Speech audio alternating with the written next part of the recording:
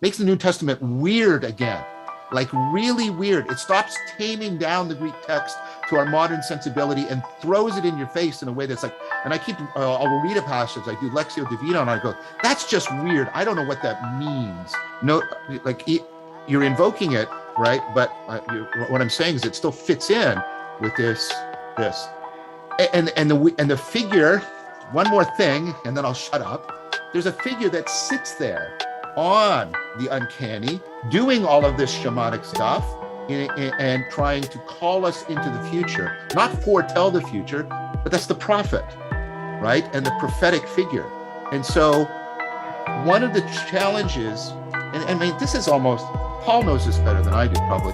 Like when you do religious studies, you'll often get the priest versus the prophet, schema as even understanding Christianity and the constant, and then there's the king, and then there's the weird triangle between the priest, the prophet, and the king. And somehow, and this is the thing, this is the uncanniness we have to get back, even as non-Christians. Jesus is somehow supposed to do all of those, right? And that's what's super uncanny about him. I'm reading David Bentley Hart's translation of the New Testament, and everybody is commenting, and I totally understand why, because it makes the New Testament like. And if I go back to the older versions, I feel like I was a little bit misled. I feel like I've been duped a bit, because when I read these older translations, they make sort of wonderful sense to a modern mind that has gone through the Enlightenment. But when you read it, the uncanniness. So I'm trying to suggest to you, Julian, this is a long argument, and I'm not a Christian, but I'm trying to be fair to the. Well, first of all, I love Paul, and I want to be fair to him, and I want to be fair to the context of the conversation, which is possible bridging. I'm trying to show you that outside of the rules and the dogma, in the figure of Jesus, you've got all of these things. You've got everything we've been talking about in the prophet, in tension with the priest, in tension with the king, and somehow going beyond all of them in a way that's deeply uncanny. I'm suggesting to you, if you look to the uncanniness, and I don't mean that insulting, if you look to the uncanniness of Jesus, that might give us a possible bridge.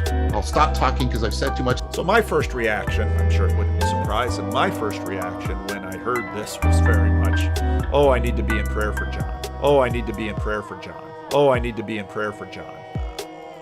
Doors can get opened. And part of that spiritual defense system that we have built into us, and this comes through, the Gospels and the stories of Jesus, is don't play with these things.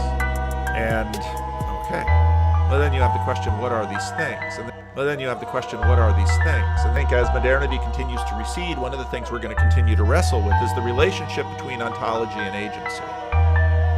So one of the continual conversations that Jonathan and I keep coming around to is this question of ontology and agency, and how in fact do we define these things. And so you can see that, let's say if my father had been an angry man and my dog had disappeared beloved dog had disappeared in childhood because the beloved dog came into the house and dragged mud into the house, and my father threw a fit of rage, well, then you have the question, what are these things? And to what degree does a part of my father still live in me? Well, then you have the question, what are these things? And so these questions of ontology, and also this spiritual defense system that many of us in the church possess, the answer with respect to all of that is, the kind of demon possession that we see in the Bible is rare but real. And so I'm going to use the supernatural category, even though I often downplay it. Well, then you have the question, what are these things? And know something they cannot know, or do something that human beings can't do. It's a sign of something. Now, I just finished recording my rough draft for Sunday where I talk about this dunamis and this virtue and all of this language. And of course, if you go back and you look at the ancient world, this is a power exerting itself. And of course, with a very different worldview and ontology behind it, the language and the imagination of how all of these things flow.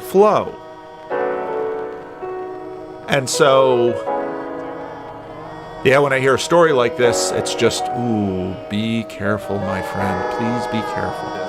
Disarm the defense system that's deeply built into us as Christians and some of the other religious traditions. I only talk about Christians because that's mine. But help us to understand that while there is this defense system, there's also a fair amount of nuance and complexity that is around.